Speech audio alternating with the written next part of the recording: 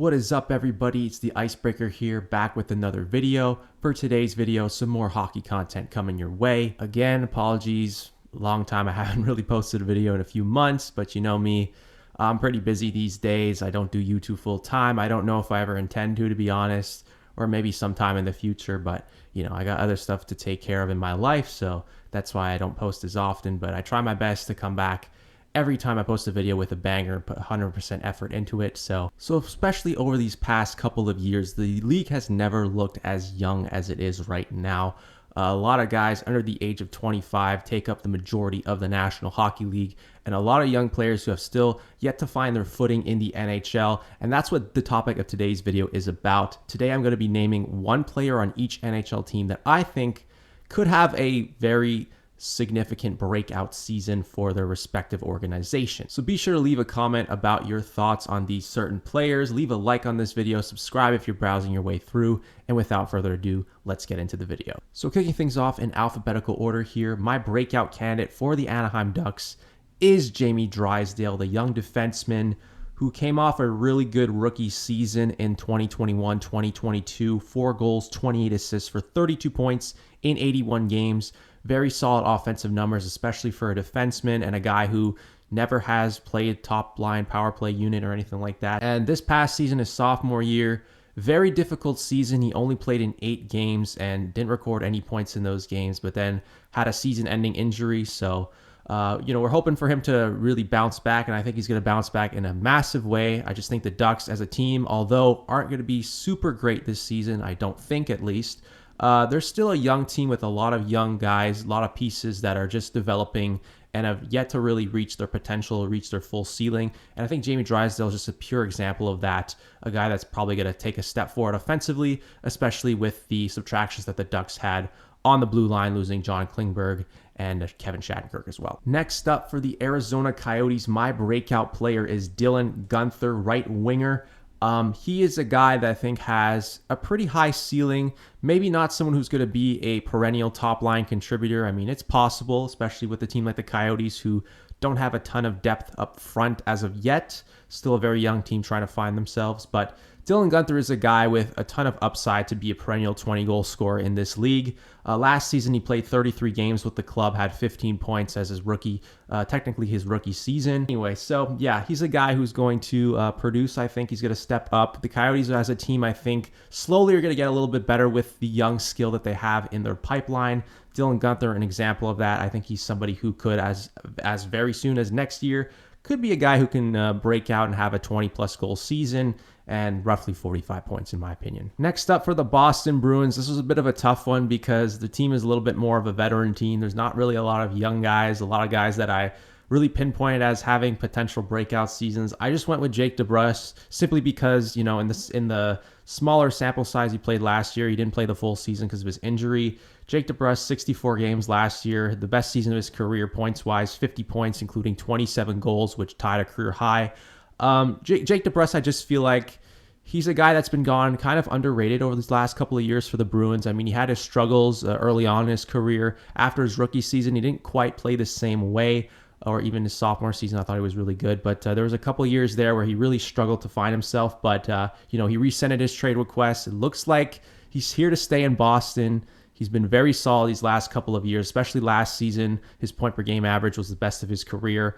So I just think, given, the subtractions that the Boston Bruins had this offseason, there's the pending free agency, Bergeron, Krejci, their futures are still quite unknown at this stage of the offseason. So Jake DeBrusk is a guy that's going to have to, maintain his level of play, if not take another step forward offensively to keep that Bruins offense afloat with the depth that it looks like they've been losing here. So he's a guy I think at the very least could probably score 30-plus goals. I have him around north of 35 goals and should be in the 60 to 65 point range, if I'm being honest. I just think he's still a very solid offensive contributor, and he's going to have a lot of opportunity this season, in my opinion. For the Buffalo Sabres, my breakout player is J.J. Peterka, John Jace Peterka, winger for the Buffalo Sabres. Last year was his rookie season, so obviously by process of elimination, that's his best year. 77 games. He had a decent rookie year, 12 goals, 20 assists for 32 points. Nothing crazy, but obviously that's pretty solid for a rookie. If it were up to me, I would have said it would have been Jack Quinn to be my breakout candidate, but it looks like he's going to be missing part of the season, I believe, because of his injury last year that ended his year a little bit prematurely. So yeah, I went with JJ Peterka. He was the next man up in my opinion for the Sabres. Devin Levi is another guy, maybe breaks out and becomes a number one goaltender, and that can really take the Sabres over the top, but that's a topic for another video. But in terms of JJ Peterka himself, I think there is a little bit more offense to give, just given if he develops, takes another step forward. I can see him falling in the 15 to 20 goal range, maybe get about 50 points, just given how lethal that Sabres offense is. Next up for the Calgary Flames, my breakout player. I really didn't have any other options here. It's got to be Jakob Pelletier. Last season, 24 games, just barely missed the cut for shedding his rookie season. So I think next year, if he makes the team out of camp and plays north of 25 games, he will be considered a rookie officially. But 24 games, 3 goals, 4 assists, 7 points. Not eye-popping, but he did contribute a little bit. He had some time sharing the ice with Kadri and Huberdeau at certain points of the season. Next year, I just feel like the Flames are kind of in no man's land right now. He's just got to be a guy that steps up offensively, especially with them trading away Tyler Toffoli, who was their leading scorer last year. So he's a guy that, at this stage of his career, he's been a prospect for a while. It's time for him to really become a full-time NHLer and produce a little bit at the NHL level. So I have him scoring north of 15 goals, 40 to 45 points. Not super amazing, but at the same time, I don't want to make his expectations too high or set him too high, but I think this is relatively fair just given where he's at this stage of his career. He needs to take a huge step forward offensively, and I think next year, the perfect opportunity for him. For the Carolina Hurricanes, I'm going with Seth Jarvis. This is a guy that I thought was going to have more of a breakout last season, but it turned out Martin Necas was the guy that really stood out.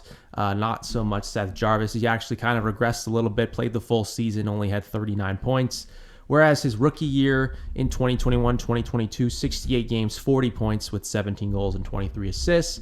I just think the Hurricanes are a team that's going to be a contender for years to come. He's a huge part of that top 6. He's been getting top line opportunity, especially last season, he's playing a lot of minutes with Aho. So 20 goals, more than 20 goals, 55, 60 points, I think is very respectable, very reasonable for him to just take another step forward offensively and just be another lethal weapon for that top 6. Because I think the Hurricanes, they do lack a little bit of top end firepower on the offensive side. So I do think Jarvis stepping up would be huge for that team moving forward. Next up for the Chicago Blackhawks, spoiler alert, it's not Connor Bedard, my breakout pick. I mean, he's a superstar player. I think he's going to be fit in well at home. As soon as he enters the league, he's going to put up a bunch of points immediately. So I'm going with Lukas Reichel instead to represent the Blackhawks as my personal breakout player. Had a more of a higher sample size this past season, bigger sample size, I should say. 23 games, 7 goals, 8 assists, 15 points.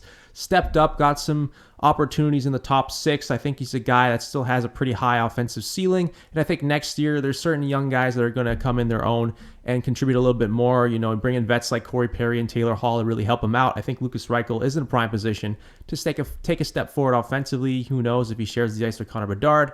He could be someone who low-key pops off 20-plus goals, 50-plus points. For the Colorado Avalanche, maybe one of the older guys I'm going to mention in this video because he is 28 years old, but Jonathan Drouin, I just think there's still some offense left in him, even though he's already 28. Maybe he is what he is at this point, but I still have faith that maybe he could have more of a breakout season, in my opinion. Just he didn't really pan out in Montreal, had some injury issues, mental health issues, and just could not stay consistent for the life of him. Had trouble scoring goals at several points during his tenure as well. So his best season in terms of his point per game, 16-17 season, 73 games, 21 goals, 32 assists for 53 points. I just think maybe, there could ignite a little bit of magic between him and Nathan McKinnon, given what happened with them sharing the ice together in Halifax and the CHL before both of them got drafted super high. So I just think if he shares the wing and he plays alongside Nathan McKinnon, maybe they can, rekindle that magic and he can be somebody who steps up offensively and has maybe the best season of his career. So he should get more than 15 goals. I think, if he's playing with good players like that, he's going to score some more goals than he ever did in Montreal. And north of 65 points, just given how much more elite and loaded the offense is on the Colorado Avalanche. Next up for the Columbus Blue Jackets, my breakout pick is Kent Johnson, who is a left wing / center. Last season was his rookie year, solid 40 points in 79 games with 16 goals and 24 assists. I just think it's natural he takes another step forward. He was a former, 5th or 6th overall pick. He has that type of offensive ceiling to be at the very least high-end second-line center, if not a future number 1 center. So I just think his production is just going to elevate. Pretty simple pick. Should get 20 to 25 goals, 55-plus points. don't think that's out of the realm of possibility, especially if he shares a top line centering Patrick Laine and Johnny Gaudreau. For the Dallas Stars, this one was a bit tougher, but for the second year in a row, I'm going with Thomas Harley. I just think there's more of an offensive ceiling there for the young blue liner. He was drafted in the first round. Very solid pick for them. I think he has the ceiling to take a step forward offensively. He didn't really do much this past year. Was limited in his NHL time. Only played 6 games with 2 assists. However, in the playoffs, he did step up offensively in 19 games, a goal, 8 assists for 9 points. So I definitely think there is some room for him to grow and step up in a full NHL season next season and be a huge mainstay on that top 4 for the Dallas Stars if he is in that role next season as soon as next year. 30 to 35 points if he can sustain the offense, carry that over from the playoffs into the regular season this next year. Because I am very high on the Stars, I definitely think they're a team that's going to score a lot of goals this season, and Thomas Harley could definitely be a contributing factor. For the Detroit Red Wings, another obvious one, I'm going with Lucas Raymond. Didn't quite have the same season he had as his rookie year. His rookie year, he had the best season to date in his career. Played the full 82 games, 23 goals, 34 assists for 57 points. Although he wasn't bad by any means, he did struggle a little bit more in his sophomore year, but in his third season, I think he not only is going to bounce back, I think he's going to absolutely pop off and really have, that quote unquote, like typical breakout season, like what a breakout season really is by definition. North of 25 goals. I think he should be somewhere in the 70 to 75 point range, maybe even can push for a point per game. Just given where the Red Wings are heading, I think they're a team that's going to be significantly better next season. Especially adding Alex DeBrincat, a top line potentially of him with Dylan Larkin and now Lucas Raymond. If that's your top line, I think he's going to have a lot of success offensively and be a huge, huge reason why the Red Wings take another step forward as a team. For the Edmonton Oilers, this is probably me cheating here, but Evan Bouchard, just because I think he's going to have a massive, massive breakout offensive season, even though in the past, he's already been a very respectable offensive producer from that blue line. So the young defenseman, his best year, 2021-2022, he had 81 games played, 12 goals, 31 assists for 43 points. And even this past year, he's coming off a 42-point season, I believe, and obviously was over a point per game in the playoffs. And obviously with him now being the number 1 blue liner with Tyson Barrie gone, quarterback in the top unit, I should say, because, you could argue Darnell Nurse is their most complete defenseman, but I would say Evan Bouchard is well on his way to being the best defenseman on this team, and especially if he is taking over full-time on that top power play unit, he is going to produce a ton of points, playing alongside Connor McDavid and Leon Draisaitl. Obviously, that power play is the best in the league because of those two guys, and Evan Bouchard is going to be, a major factor. He's going to be contributing a lot of points as a result. So I think 15 plus goals, over 60 points, I think is very possible just given how elite they are offensively. Evan Rodriguez is my pick for the Panthers. His best season a couple years back, 43 points, including 19 goals in a full 82 game season. Even this past season, he put up some pretty decent numbers for the Avalanche. And I just think he's going to be, placed into that top 6 role, replacing Anthony Duclair.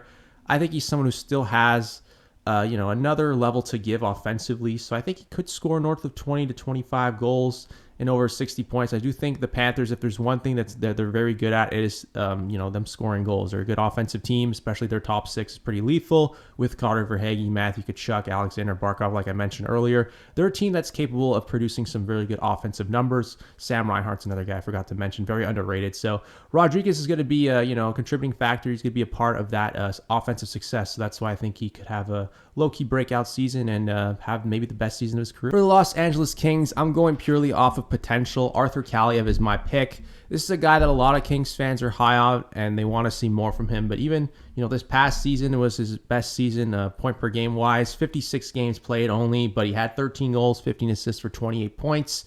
And this is a guy that a lot of people still believe has pretty decent goal scoring potential. And I also do see it. I really like his game. I think he has the capability of being a really solid goal scorer in the league. As soon as next season, I just think the Kings as a whole will be one of the better offensive teams in the league. And he's somebody that I could see being a really big reason why. 25 to 30 goals I'm projecting for him. I think he could very well push for 30. I do think he has that potential and over 50 points for him. Another pick that I'm basing off of potential for the Minnesota Wild, I'm predicting Marco Rossi to have a bit of a breakout season. Been a little bit of a struggle since he got drafted. He was drafted very high because of his amazing production in junior hockey.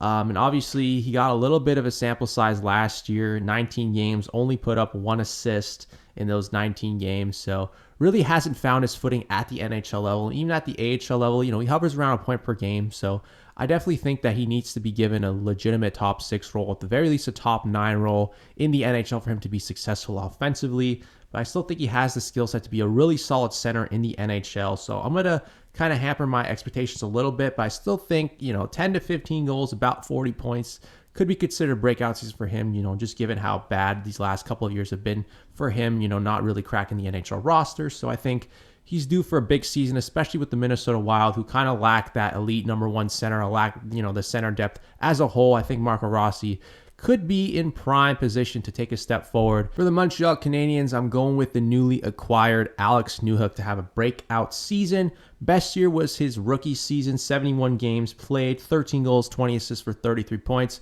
Production took a bit of a step back this past season, only put up 30 points, and I believe he played the full 82 games, or close to the full season. If not, he played the full season. But this next season, I just think he's going to be given more of an opportunity, whereas last season with Colorado, it seemed like he didn't really have a role in the top 6, was playing mostly third line minutes. And I think with Montreal Canadiens, there's more opportunity for him. He's definitely going to be playing in the top 6, likely going to be starting on the wing, because the center depth on Montreal has become actually a great issue, that they have a lot more centers than they need. But so I think Newhook probably begins the season on the wing at the very least. He's someone I could see, put up a little bit more of offense, playing with guys like Caulfield, Suzuki on a top line, or maybe he plays with Kirby Dach on the second line. There's some offense there for him to produce pretty solidly, 20 plus goals, 50 plus points. Could see that happening, because I think Montreal is going to be a much better offensive team than most people give them credit for. For the Nashville Predators, there was a lot of candidates to choose from, because there's a lot of young guys coming in who showed up and played pretty solidly, in their sample sizes last year for the Predators. But I'm going with Juuso Parssinen, just because I think the center depth is a little bit more in question. You trade away Ryan Johansson, buy out Matt Duchene. Yes, they re-signed Ryan O'Reilly, but they need somebody else to really step up offensively. Could it be Juuso Parssinen? Could even be Cody Glass. It's another guy that maybe still has the ceiling to be a solid, at least, third or second line center even. But I'm going with Parssinen.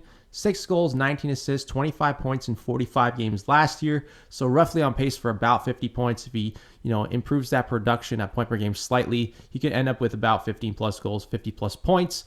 The Predators are a team that I still think probably I would expect them to struggle a little bit more offensively. So I think Juuso Parssinen, taking a step forward, definitely help the offense out quite a bit there. Obvious one for the New Jersey Devils, the first goaltender on the list here, Akira Schmid. Schmid happens. He was a big reason why the Devils upset, if you will, the New York Rangers in the first round, even though they were the higher seed. But last season, he had only 18 games played in the regular season, 2.13 goals against average, 922 save percentage. Numbers took a little bit of a dip in the playoffs, especially against the Hurricanes, because that was a wild series. They really didn't have a chance in that one. But as for him, I just think he has the potential to maybe steal the starter's role from Vitek Vanacek if he hasn't already, given the solid play he put up in the regular season. In the playoffs, he was very good, at least against the Rangers. So I think he should have north of 45 games, kind of take the reins, step up, become the clear 1A at the very least, if not like a solidified number 1, but I think a 1A. He'll be splitting time with Vanacek, but I do think when it's all said and done, Akira Schmid is the better goaltender, and they're going to roll with him come playoff time once again. Have north of a 915 save percentage would be considered a breakout season for me if he plays the full season, or longer, much bigger sample size. 18 games is a little bit too small to really predict, so gets bigger sample size, sustains solid numbers over the course of the season. And I think that's in good shape for the Devils to be a very, very stacked team, lethal team this next season. They're going to be absolutely insane, especially if he takes that big jump forward. For the New York Islanders, again, there wasn't really many other options. I went with Oliver Wahlstrom last season, so I'm doing the same thing this year. Best year, 2021-2022, 73 games. He had 24 points, including just 13 goals, 11 assists. Obviously, I think there's more offense in there for him. I think the Islanders are the team who are desperately in need for some goal scoring, and I think Oliver Wahlstrom has to be that guy, because who knows what happens. Matt Barzal, more of a playmaker, not a guy who really going to put up a ton of goals. He's probably his ceiling is about 20 goals, if we're being honest. Brock Nelson had a career season. I'm not sure if he replicates that, Bo Horvat didn't exactly produce at the rate he did with Vancouver since being acquired. I just think there's a lot of concerns with this team offensively. So Oliver Wahlstrom has to be a big reason why the Islanders are still remaining competitive, and because he needs to produce some more offense than he has over the course of his career. Even last year, he's a little bit injury prone. So 20 to 25 goals, I do think he's capable of that. I just think he has that potential at the very least be a very solid, serviceable middle six winger and score north of 20 goals every season or perennially. 45 to 50 points. Again, if the Islanders can get some offense overall, he will produce some points. So just hope that he, for his sake, he stays healthy and has a really good season. For the Rangers, it's another obvious one. Alexis Lafrenière. Got to take that step forward. A former number 1 overall pick has yet to really break out. This past season was the best offensive season in terms of points. Played basically the full year, 81 games, 16 goals, 23 assists for 39 points. It's not bad, but at the same time, it's a little disappointing at this stage of his career. He's 3 years into his career, still hasn't really taken that step forward, especially for a number 1 overall pick, and especially in the playoffs, had no points. And, a lot of those top guys were very much non-existent. But, Lafrenière is a guy, just given his ceiling, given where he was drafted, he really needs to step up. So I'm going to predict he does, especially if, they lose those free agents with Patrick Kane and Vladimir Tarasenko. There's more opportunity for him to be, full-time top 6 player on this Rangers team. So he's got to be someone who steps up, scores north of 25 goals, gets north of 60 points. Got to be a big reason why the Rangers still remain an elite team. For the Ottawa Senators, I'm going with their rookie defenseman here, Jake Sanderson, who last season in his rookie year, 77 games played, 4 goals, 28 assists for 32 points. Really, really broke out as a rookie, one of the better rookies in the entire NHL. And obviously, going into this season, the Senators are looking to take another step forward overall.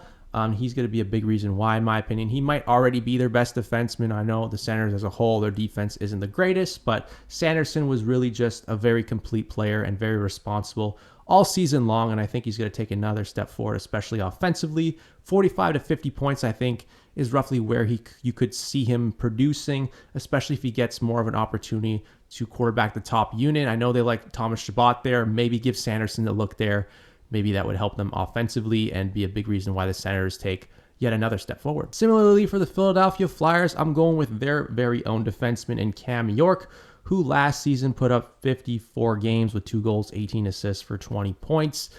Just basically pure off the fact that, Tony DeAngelo being bought out by the Flyers, a little bit more of a room of opportunity for somebody on that blue line to step up offensively. And I think Cam York is the main candidate for me to quarterback that top unit. I think the Flyers, although they're not going to be a great team, they still have some very solid, respectable offensive pieces and a lot of really decent young guys. So I think Cam York is in prime position to take a step forward offensively. And although he's not going to light the world on fire from the blue line, but I still think he could put up maybe 35 points if he's quarterbacking the top unit. I think he's going to produce a lot of solid numbers for this Flyers. Picking another defenseman here for the Pittsburgh Penguins, Pierre-Olivier Joseph. The young defenseman last season had a very solid offensive year, 75 games played, 5 goals, 16 assists for 21 points, especially not being a guy who was quarterback in the top unit, with Sidney Crosby, Evgeny Malkin. I know Chris Letang, that's his spot. It's been his spot forever. I don't really see that changing, but especially with guys like maybe Jeff Petrie continuing to decline, Chris Letang as well, and is well into his mid-30s, probably going to start declining at some point. Somebody else is going to have to replace those guys to produce offense on the blue line. And I think Pierre-Olivier Joseph is in prime position to do that. The Penguins are a team looking to bounce back next season. He could be a big reason why, produce a little bit more offense. I think he does have the ceiling to be, at the very least, a very solid offensive contributor and a top 4 D-man. So kind of like Cam York, if he puts up 30, 35 points, I would consider that a breakout season. Next up for the San Jose Sharks, my pick to break out is Fabian Zetterlund. This is a guy that was acquired in the Timo Meier trade, sending him over to the Devils. Zetterlund had a pretty decent start to his technical rookie season. I believe he had 20 points. Since being acquired by the Sharks, he played over 20 games, only had 3 assists, so he's yet to score a goal in his tenure as a San Jose Shark. So maybe this is one that doesn't quite pan out, but at the same time, I still think Fabian Zetterlund, at the very least, has potential to be a very serviceable middle 6 forward, and especially with how bad I believe the Sharks will be next season, and a team that doesn't really have a ton of offensive weapons, this is a huge opportunity for him to maybe take that step forward in a top 6 role. So hopefully he does do that. I do think 15 to 20 goals, given the ice time and just given, all the opportunity that he will be getting on the special teams, 40 plus points should be possible. Still has that offensive ceiling. Another obvious one here, but for the Seattle Kraken, I got to go with the rookie Matthew Beniers, the Calder Trophy winner. Everyone kind of expected that, or at least I did. I picked him to win the Calder Trophy, and he did. 80 games last year, 24 goals, 33 assists for 57 points. Big reason why the Kraken had a huge breakout season, bounced back second year, and got into the playoffs all the way to Game 7 of the second round against the Dallas Stars. And Matty Beniers, former second overall pick just a couple years ago, has the potential to be a franchise number one centerman. I just think, given where he's at right now, he's going to take another huge sophomore leap. 30-plus goals, 70 to 75 points, I do think is very possible. For the St. Louis Blues, this is less of a breakout candidate, but more of like a comeback candidate, in my opinion. Jakub Vrana had a really rough couple of seasons, was injury-prone over his time with the Red Wings, but when healthy, he is a very, very good player, very underrated player. I know this past season didn't really get a lot of playing time. He had a huge contract. The Red Wings just didn't trust him anymore. They waived him. He might have had some off-ice issues. I'm not 100% sure on that, so don't quote me on that. But anyway, got claimed by the Blues, and in a small sample size with the Blues, he put up some very solid numbers. 20 games, he had 10 goals and 14 points. So he produced pretty well, contributed pretty well for the Blues last season. His best season overall, the 1920 season, 69 games, 52 points, including 25 goals. This is a goal scorer. He scored at a half a goal per game pace in that smaller sample size with the Blues. So given next season, this is a team that still not really sure where they're going, not very good defensively, not good in goal, but at least their scoring is there. Offensively, they do have a lot of really good players. I think Jakub Vrana is a big part of that offensive top six, in my opinion. So if he stays healthy, and that's a big if, but hopefully for his sake he does, 30 to 35 goals, would not be surprised, gets north of 60 points. Be at the very least a little bit of a bright spot for that Blues season, because I'm not really sure how well they're going to do, but I think Vrana at the very least could be somebody that serves them very well. Bit of a tougher one to pick here for the Tampa Bay Lightning. This is more of a veteran team, losing guys. I just think because of all the guys they lost, Andre Palat, now more recently Alex Killorn, someone really needs to step up on that offensive depth. Outside of Braden Point, Nikita Kucherov, Steven Stamkos, you need somebody outside of those guys to really step up offensively. So I think Anthony Cirelli is kind of my pick. He's the main candidate. There's going to be more offensive pressure on him to do a little bit more. Best season was the 1920 season in 68 games, 16 goals, 28 assists for 44 points. He does well in what they give him, but especially with his contract making north of $6 million, I think Tampa Bay Lightning would prefer to see him produce a little bit more from the offensive perspective. So if he gets north of 20 goals, 55, 60 points, I consider that a breakout year, especially since they need some more offensive depth, some scoring depth outside of their top guns. I think Cirelli is the prime candidate to actually do that. For the Toronto Maple Leafs, this is another obvious pick. My breakout candidate is Matthew Knies. I just really like the ceiling that this guy has. I don't think he's going to be an elite top line guy, but at the very least is going to be a solid top six forward, in my opinion. He not really is even his rookie season yet. He's going to be a rookie this upcoming season, but he played 3 games last year for the club, 1 assist. In the playoffs, he did step up 7 games, a goal and 3 assists for 4 points. I really like his game. I think he has a very responsible two-way game, and I think the offense is definitely going to be there, especially, with how good the offense is overall with Toronto. Given, the guys they signed, Max Domi, Tyler Bertuzzi, this is a team that's going to score a lot of goals, in my opinion. So Matthew Knies is going to be a big part of that. So I think 15 to 20 goals, over 45 points as a rookie, I think is very possible, given if he's given, a top line or top 6 opportunity to play with some very skilled players, he should be in prime position to break out. For the Vancouver Canucks, this was a bit of a tougher one because there wasn't a lot of guys that can really think of as having breakout seasons. Like, a lot of their forwards have kind of already reached their ceilings.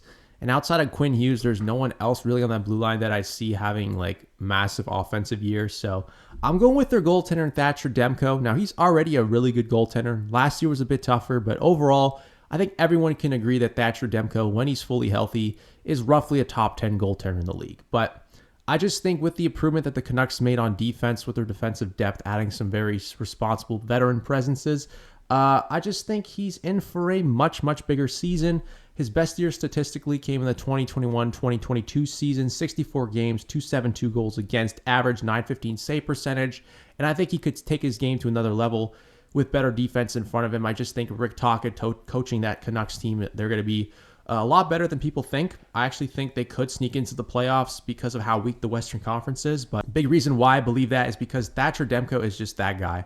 And I think he's going to have a massive breakout season. He's in his mid-20s. I think some goaltenders, they take a little bit longer to develop, but we already knew that Thatcher Demko was a good goaltender. But I think as soon as next season, he could be a guy that could legitimately be in top 5 goaltender conversations. I really think that he is that good of a goaltender. If he has north of a 920 save percentage, maybe has a Vezina caliber season, I really would consider that a breakout year for the Canucks. Somebody who, a team that desperately needs just top-notch goaltending if their defense is going to struggle. And I think Thatcher Demko is one of the few guys in the league that I would legitimately consider to be a go-to guy, a legitimately number 1 starter, like a better 1A, just an actual starting goaltender, and a very good one at that. For the Vegas Golden Knights, I'm going to go with their actual starting goaltender, Logan Thompson. First of all, congrats to the Vegas Golden Knights for winning that Stanley Cup. I actually did not see this coming, even though they were a really good regular season team.